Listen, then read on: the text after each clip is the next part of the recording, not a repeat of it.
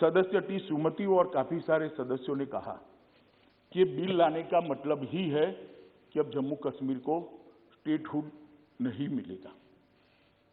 भाई, बिल को पायलट तो मैं कर रहा हूं, लेकर मैं आया हूं, मंशा मैंने स्पष्ट कही है, कहीं पर भी नहीं लिखा है कि स्टेटहुड इससे नहीं मिलेगा। आप कहां से ड्रॉ करते हो? आपकी मन की आशंकाओं को जम्मू कश्मीर की जनता पर क्यों थोप रहे हो?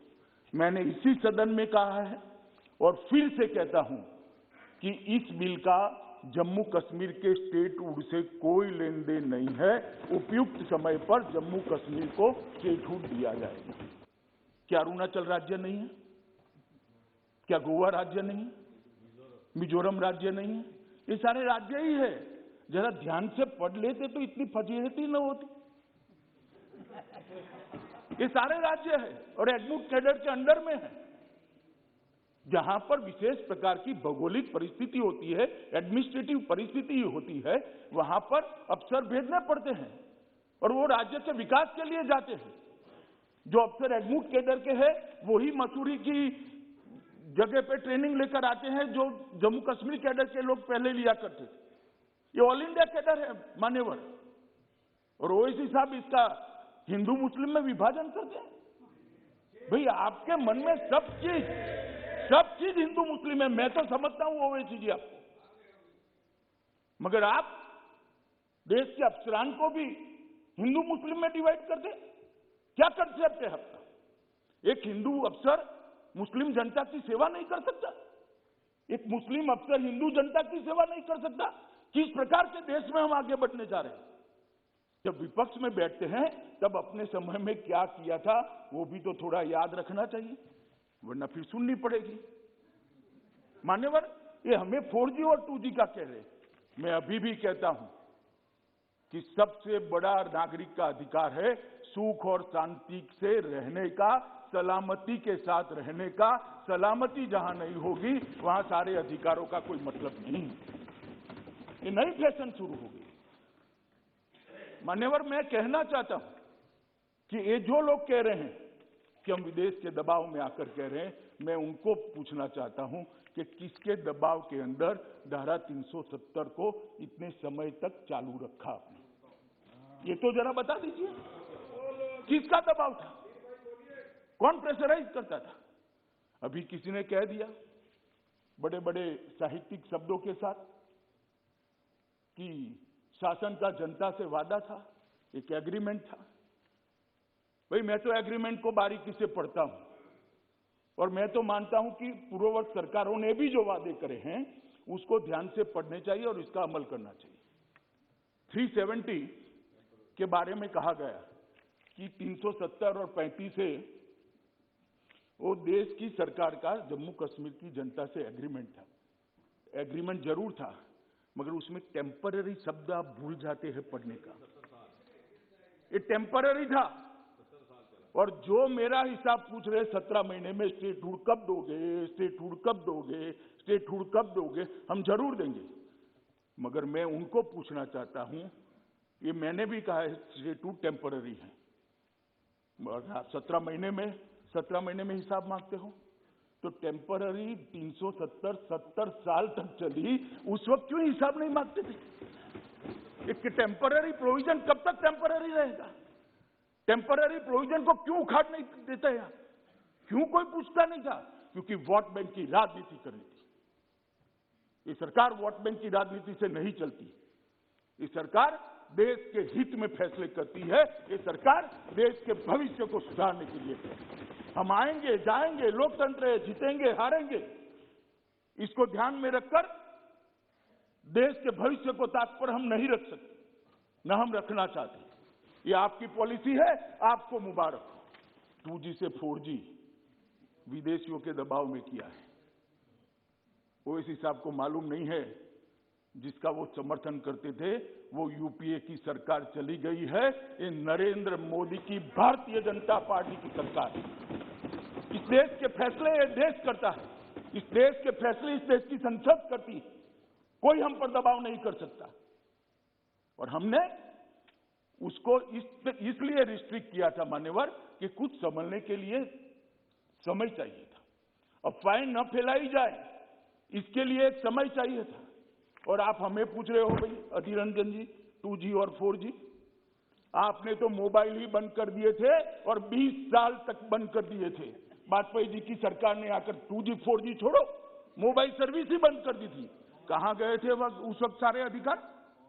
मैं आपको पूछना चाहता हूं माननीय आपके माध्यम से, कहां गए थे सारे अधिकार? जब विपक्ष में बैठते हैं तब अपने समय में क्या किया था वो भी तो थोड़ा याद रखना चाहिए, वरना फिर सुननी पड़ेगी। ये 3 परिवारों ने जो शासन किया उन्होंने मानव अधिकार का उल्लंघन किया। क्या मानव अधिकार कुछ लोगों के लिए सीमित है? पाकिस्तान से जो देश की शरण में आए उनके लिए सीमित नहीं है। जो कश्मीरी पंडित भगा दिए गए उनके लिए सीमित नहीं है, इनके लिए नहीं है। जो सूफी संत भगा दिए गए उनके लिए नहीं है। जो वाल्मीकि लोग वहां से 70 साल से मताधिकार प्राप्त नहीं करते थे उनके मानव अधिकार नहीं है। क्यों उनके लिए आपके मन में भावनाएं नहीं आती हैं? क्योंकि वो आपका वोट बैंक नहीं है। मानव अधिकार को वोट बैंक की नजर से देखना आपका काम है। हम मानव अधिकार को मानव अधिकार की दृष्टि से, आपने तो सरकारी जमीन जो थी रोशनी के नाम पर अपने चट्टो बट्टों में बांट दी। हमने उसका लैंड बैंक बनाया और अब इंडस्ट्री को देंगे तो इंडस्ट्री इसके अंदर विकसित होगी, रोजगार मिलेगा, बिजली की खपत बढ़ेगी, जीएसटी मिलेगा, रेवेन्यू मिलेगी और जम्मू कश्मीर एक आश्रित राज्य की जगह एक अपने आप पर आत्मनिर्भर राज्य बने, इस दिशा में हम आगे बढ़े। जम्मू कश्मीर के उद्योग के लिए सबसे बड़ा हर्डल था, वहां कोई भी उद्योगपति उद्योग लगाना चाहे तो उसको भूमि नहीं मिल सकती थी। धारा 370 हटाई, उसके बाद में जमीन के कानून के हमने परिवर्तन किया और अब ऐसी स्थिति हुई है कि जम्मू कश्मीर के अंदर उद्योग लग पाए। 6 महीने पहले ही हम कानून लाए और अब मिल पाएगी, इसलिए उद्योग भी आएंगे। और उद्योग को आने के लिए सबसे अच्छा प्रोत्साहन पैकेज नरेंद्र मोदी जी की अगुवाई में भारत सरकार लाई है, अप्रूव किया है और जम्मू कश्मीर सरकार ने भी इसको अप्रूव कर दिया है। कोविड के खिलाफ लड़ाई भी इसी समय में हम लड़े, जो 17 महीने का हिसाब मांगा जाता है, इसी के तहत लड़े और सबसे अच्छा कोविड प्रबंधन एलजी के नेतृत्व में जम्मू कश्मीर सरकार ने किया। टीकाकरण का काम भी बहुत स्मूथ तरीके से घाटी और जम्मू दोनों तरफ चल रहा है। मान्यवर, एम्स की स्थापना की है, 2 एम्स बनाने का काम किया है और लगभग 2000 करोड़ रुपया एक एम्स का, 4000 करोड़ रुपया एम्स के लिए भारत सरकार ने यहां भेजा है। इसकी शुरुआत हो गई है। नए मेडिकल कॉलेज की स्थापना, 7 नए मेडिकल कॉलेज, 70 साल में 3 थे, 17 महीने में 7, अनंतनाग, बारामूला, रजौरी, डोडा, कठवाड़ा, हंदवाड़ा और उधमपुर, ये 7 नए मेडिकल कॉलेज की शुरुआत हुआ है और 5 मेडिकल, उसमें से 5 का एक टेम्परेरी परिसर के अंदर शिफ्ट व्यवस्था के आधार पर बच्चों को पढ़ाने का कामकाज भी हमने शुरू कर दिया है। राह नहीं देखिए, इसको सिविल अस्पताल के और 22-23 में और 2 मेडिकल कॉलेज भी हम चालू कर देंगे। जल जीवन के लिए बहुत महत्वपूर्ण है। कांग्रेस के हिसाब से 4G जीवन के लिए बहुत महत्वपूर्ण है, मगर हमारी मान्यता अपनी जगह स्थिर है।